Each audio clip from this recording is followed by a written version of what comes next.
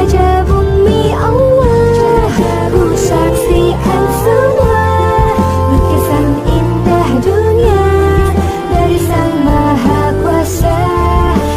Suami idaman atau pasangan idaman pasti yang kita inginkan adalah yang membawa kebaikan dalam rumah tangga kita.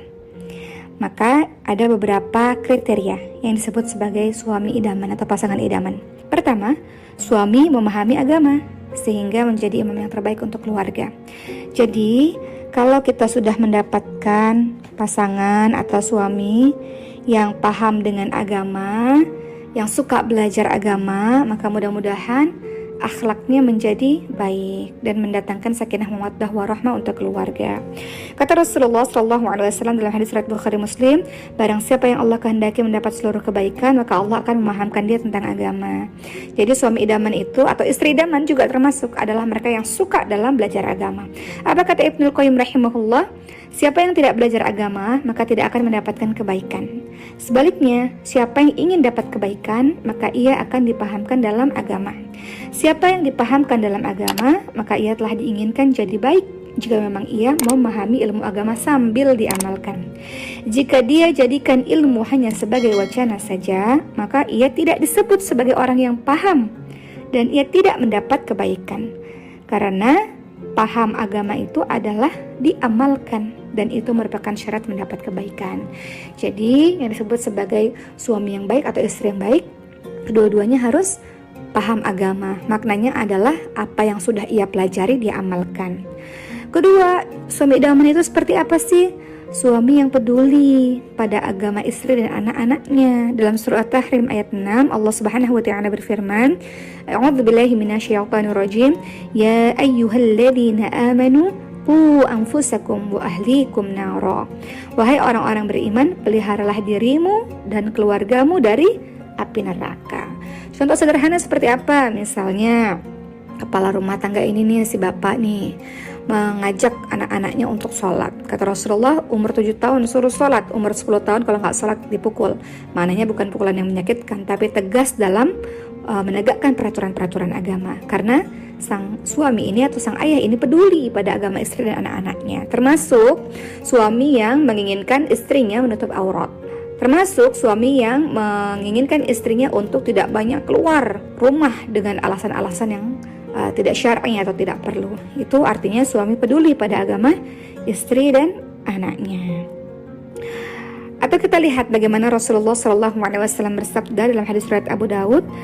Rasulullah SAW menyuruh agar suami istri saling membangunkan satu sama lain di tengah malam untuk salat malam. Kata Rasul apa? Semoga Allah merahmati seorang laki-laki yang bangun di waktu malam lalu mengerjakan salat dan dia membangunkan istrinya lalu istrinya mengerjakan sholat. Bila istrinya tidak mau bangun, maka sang suami percikkan air di wajah istri. Semoga Allah merahmati seorang wanita yang bangun di waktu malam, lalu mengerjakan sholat, dan dia membangunkan suami, lalu suami mengerjakan sholat. Bila suaminya enggan untuk bangun, dia percikkan air di wajah suaminya. Jadi suami dan istri saling peduli kepada agama pasangannya. Nah, itu disebut sebagai suami idaman ataupun istri idaman. Ketiga, kalau kita khusus bicara suami idaman, apalagi yang ketiga kriterianya adalah memberikan nafkah pada keluarga dengan baik. Teman-teman lihat dalam surah An-Nisa ayat 34, di situ ada diberitahukan bagaimana laki-laki disebut sebagai qawwam dan salah satu tugasnya adalah memberikan nafkah. A'udzubillahi minasyaitonirrajim. Ar-rijalu qawwamuna 'alan nisa'i bima faddalallahu ba'dahum 'ala ba'din wa bima anfaqu min amwalihim. Jadi laki-laki disebut qawwam karena dia punya kewajiban, salah satunya adalah memberikan nafkah. Atau teman-teman lihat dalam hadis riwayat Abu Dawud, Rasulullah SAW bersabda, ketika ada yang ditanya kewajiban suami pada istri itu apa, wahai Rasul? Maka Rasul jawab, laki-laki memberikan istrinya makan sebagaimana ia makan. Engkau wahai laki-laki memberikan pakaian sebagaimana engkau berpakaian. Dan engkau tidak pukul wajah istri, dan engkau tidak jelek-jelekan istri, dan tidak boikot selain di rumah. Jadi kata Rasul apa? Wala tadribul wajh, enggak boleh pukul wajah istri. Wala tuqabbih, enggak boleh caci maki. nggak boleh menyakiti hati. Kalau KDRT itu ada KDRT fisik, ada KDRT verbal, kekerasan dalam rumah tangga verbal. Nggak mukul sih, tapi kata-katanya nyelekitnya itu juga nggak boleh. Kata-katanya menyakiti hati itu juga nggak boleh. Nggak boleh caci maki kata Rasul, dan nggak boleh boikot kecuali selain di rumah. Maknanya adalah kata Rasul wala tahjur ila fil bait. Nggak boleh boikot selain di rumah. Jadi kembali bahwa yang disebut sebagai suami idaman tadi yang memberikan nafkah, kemudian dia tidak pukul, tidak caci maki, tidak boikot selain di rumah. Kalau ada yang bertanya besaran nafkahnya yang harus diberikan laki-laki pada wanitanya, suami pada istrinya tuh sebesar apa sih? Dalam surah At-Talaq ayat 7, kita baca sama-sama teman-teman sekalian. Allah Subhanahu wa taala berfirman, "A'udzu billahi minasyaitonir rajim. Liyunfiq dzu sa'atin min sa'atihi. وَمَنْ قُدِرَ عَلَيْهِ رِزْقُهُ فَلْيُنْفِقْ مِمَّا آتَاهُ اللَّهُ لَا يُكَلِّفُ اللَّهُ نَفْسًا إِلَّا مَا آتَاهَا سَيَجْعَلُ اللَّهُ بَعْدَ عُسْرٍ يُسْرًا."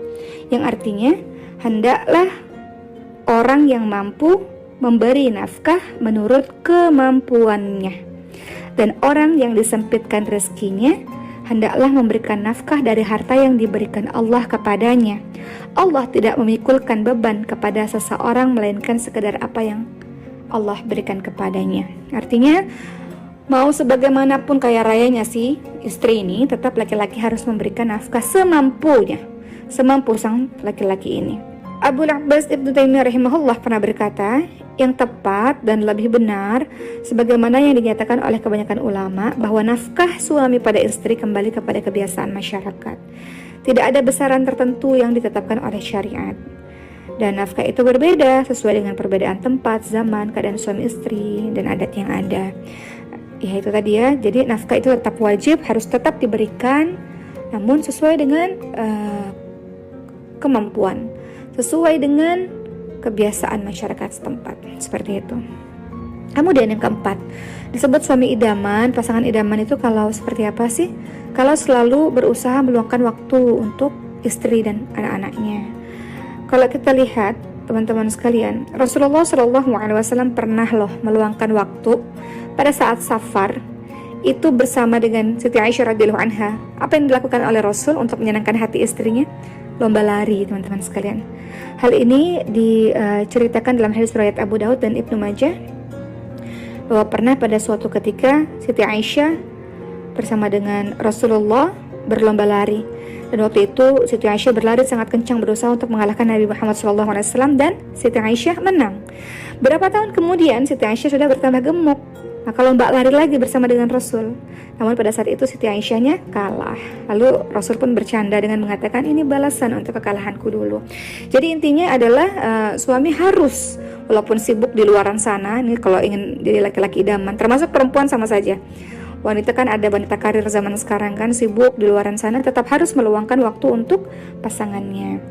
Kemudian yang kelima, disebut sebagai suami idaman ataupun istri idaman, banyak memaklumi kekurangan satu sama lain dan terus memperbaiki diri. Dalam hadis riwayat Muslim dari Abu Hurairah radhiyallahu anhu, Rasulullah sallallahu alaihi wasallam bersabda, "Jangan seorang mukmin membenci seorang mukminah. Jika si pria tidak menyukai suatu akhlak pada wanita, maka hendaklah ia melihat sisi yang lain yang ia ridhoi." Jadi kalau kita lihat pasangan kita, teman-teman sekalian, ada yang salah, jangan fokus pada kesalahan itu, tapi lihat sisi yang lain. Kebaikannya banyak, kejelekannya, keburukannya mungkin satu, tapi kebaikannya banyak, sehingga kalau kita fokus pada kebaikannya, kita akan memaklumi kekurangan satu sama lain. Yang keenam, sahabat sekalian, yang harus juga diperhatikan oleh laki-laki dan perempuan, suami dan istri, adalah suami punya kewajiban memenuhi hajat istri, begitu pula istri pada suami. Contoh ini terjadi kepada Abu Darda. Pada saat itu Salman Al-Farisi, seorang sahabat, berkunjung ke rumah Abu Darda dan lihat istrinya Abu Darda dalam keadaan yang tidak mengenakan. Maka Salman pun bertanya kepada Ummu Darda, istrinya Abu Darda, "Kenapa engkau menjadi seperti ini?" Kemudian Ummu Darda mengatakan, "Abu Darda, suamiku itu sudah seolah-olah tidak lagi butuh terhadap dunia, tidak lagi perlu terhadap saya." Kemudian akhirnya Salman Al-Farisi lihat Abu Darda ini puasa terus menerus, kemudian kalau malam tidak tidur ibadah terus menerus. Kemudian apa yang dikatakan oleh Salman Al-Farisi? Salman Al-Farisi pun mengatakan, "Sungguh engkau memiliki kewajiban kepada Rabbmu, wahai Abu Darda. engkau juga punya kewajiban terhadap dirimu untuk istirahat, untuk makan. Dan engkau punya kewajiban kepada keluargamu untuk melayani istrimu bersama dengan anak-anakmu. Maka berilah porsi yang pas untuk masing-masing kewajiban tadi. Dan Abu Darda pun mengadukan hal ini kepada Rasul. Dan kemudian Rasul bersabda Salman itu benar dalam hadis riwayat Bukhari. Jadi kalau ingin menjadi pasangan idaman, yang ke-6 tadi harus memenuhi hajat dari pasangan kita. Pasangan kita punya hak atas kita. Yang ke-7 sahabat sekalian adalah tidak banyak curiga kepada pasangan. Jangan dikit-dikit curiga, jangan dikit-dikit suuzon. Kita lihat dalam surah Al-Hujurat ayat ke-12, Allah Subhanahu wa taala berfirman, A'udzu billahi minasyaitonir rajim. Ya ayyuhalladzina amanu jatanibu katsiran minadh-dhanni inna ba'dadh-dhanni itsm wa la tajassasu ولا يغتب بعضكم بعضا أيحب أحدكم أن يأكل لحم أخيه ميتا فكرهتموه. Yang artinya, wahai manusia yang beriman, jauhilah kalian dari banyak prasangka. Sesungguhnya prasangka itu dosa. Jangan cari-cari kesalahan orang lain, jangan menggunjing. Adakah di antara kamu yang suka memakan daging saudaramu yang sudah mati? Tentu kamu merasa jijik. Dan bertakwalah kepada Allah, sungguh Allah Maha Penerima Taubat lagi Maha Penyayang. Jadi jangan banyak curiga, dikit-dikit suuzon. Biasanya dimulai dari curiga dulu tuh. Dimulai dari suuzon, kemudian akan cari-cari kesalahan, kemudian akan menggunjing. Jadi kita berhusnuzon dengan pasangan kita titipkan dia kepada Allah Subhanahu wa taala, kecuali memang jelas-jelas kita lihat depan mata kita sendiri, nah itu perkara yang lain. Tapi kalau masih simpang siur, tidak jelas kebenarannya, silahkan tabayun, jangan cari-cari kesalahan dan lantas kita berujung kepada menggunjing pasangan kita. Na'udzubillah min dzalik. Alhamdulillah kita sudah tahu mengenai kriteria dari suami dan istri idaman. Mudah-mudahan pasangan kita idaman buat kita, dan kita pun menjadi orang yang berintrospeksi diri untuk menjadi idaman bagi pasangan kita, insya Allah.